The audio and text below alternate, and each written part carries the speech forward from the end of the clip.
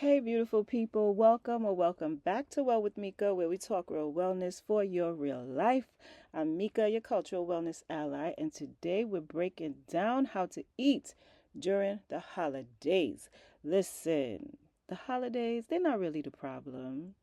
Even the food, that's not really the problem. What trips us up is going in without a plan. We ain't got no plan. We're eating from stress instead of hunger, or just using the holiday to cope with emotions.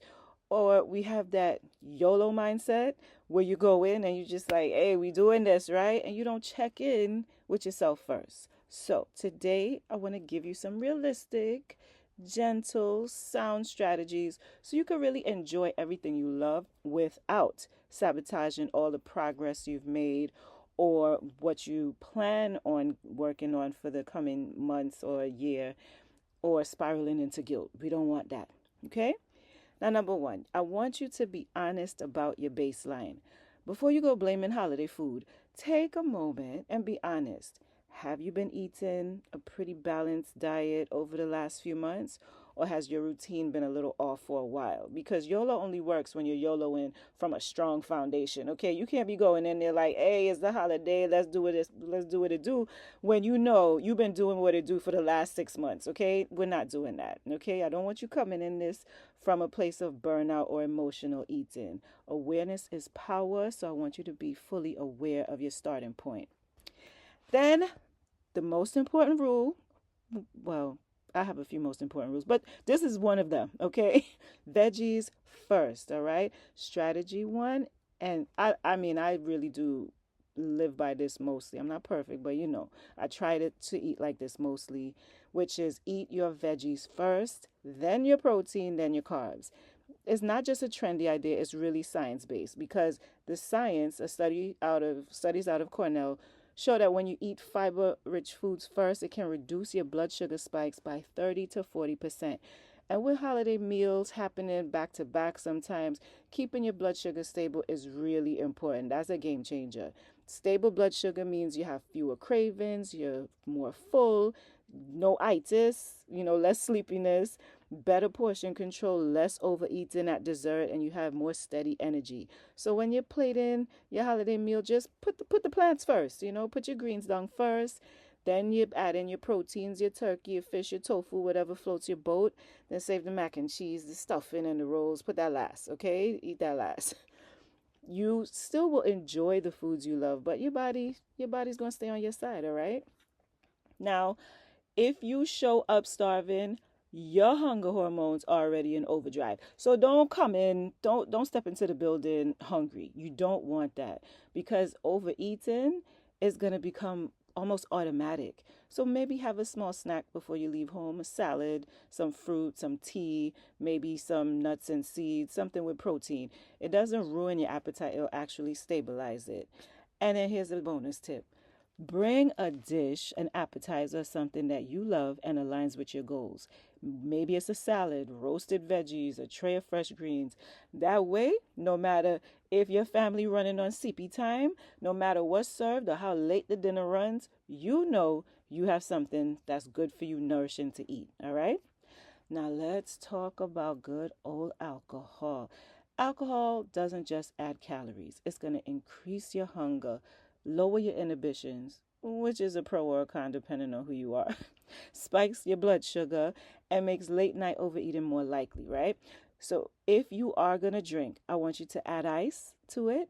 Use smaller glasses, okay? Don't go in there looking for the biggest glass and taking the most. Do the least with the alcohol. Alternate with water. Drink water between your drinks, okay? That is going to help you tremendously. And try to avoid the sugary sweetened mixes, okay? You don't really have to eliminate the alcohol if you want to indulge. Just don't let it be front and center taking the wheel, all right? We don't want that. Then I want you to choose your indulgences. That means I want you to have a mindset shift, all right? You don't have to taste everything on the table. Okay, you don't have to. Choose two or three dishes that you truly must have, something that you've been looking forward to. The foods that feel either like home, like tradition, nostalgia, something that you've been really wanting to try, whether it's maybe your auntie sweet potato pie or have that. If it's your mother's stuffing or mac and cheese, macaroni pie, get into it. But the random store-bought rolls, like, please skip that. Please miss me with that. You don't need it. You don't want it. Okay, skip those. Save room for the foods that really matter to you. And then we got to talk about portion control, because portion control is important. And I don't want to come from it from I don't want you to think of it as coming from restriction, but really respect for your body and respect for the food, because your taste buds, they may want to try everything, but your stomach is like, we closing up shop, door is closed, we have office hours, and you can't get in. It has limits. So your strategy: take small portions first. You can always go back. And I know you're like, but my cousin, they always pack up their plate and then I can't get what I want. I feel you. I know you might have to just let that go. Okay? You might have to let it go. And pause before seconds. All right? Just take a minute, check in. Am I satisfied? Am I still hungry? If you really want the thing, pack it and take it for tomorrow or later, okay? You don't have to go back in and have all of it if you haven't really done that check-in to see, okay, do I really have space for this, all right? And then there's the sustainability piece, something that matters deeply to me, which is food waste is also a climate issue. When we overserve and don't finish our plates, that food, it often ends up in the landfills where it produces greenhouse gases. Now, mindful portions, they don't just support your health, they also support the environment. Okay, so look at you double dipping in the best way. Mindful nutrition and mindful environmental stewardship. Ooh, look at you, sis. Pat yourself on the back. So I just want you to keep those things in mind. And then, of course, the silent MVP, which is movement. A short walk after a meal, even like 10 to 20 minutes, it can really reduce your blood sugar, improve your digestion, and reduce that heavy, overly full feeling that we sometimes get, right?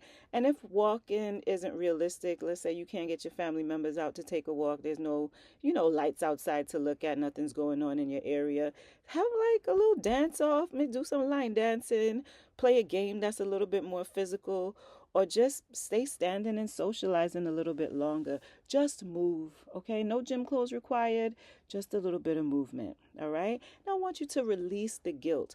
Holiday food is not the enemy, it's the all or nothing thinking that's the enemy. I want you to enjoy your food, honor your body. And if you overeat at one meal, don't spiral. It's not the end of the world.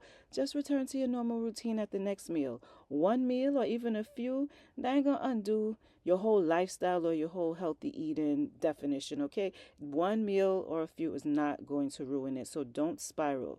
And if things have been slipping, use the holidays as a gentle reset, not a free for all. You can choose the mindset that you're going into the holidays in. You don't have to be the old holidays coming, can't wait to eat everything. You could be the, okay, the holidays are coming. This is my chance to practice, to reset, to get back on track. I have all this abundance of food. I can choose what I want to partake in without going overboard. You could use it as your reset, but you choose. You in charge. You run this, okay? So thank you so much for joining me today on Well with Mika, where we keep wellness realistic, sustainable. And if this episode helped you, please share it with someone who wants to eat good and feel good this holiday season. Please don't hesitate. Tell me in the comments what you're most looking forward to at the holiday table this year. All right? Happy eating, and as always, happy healthing. Peace.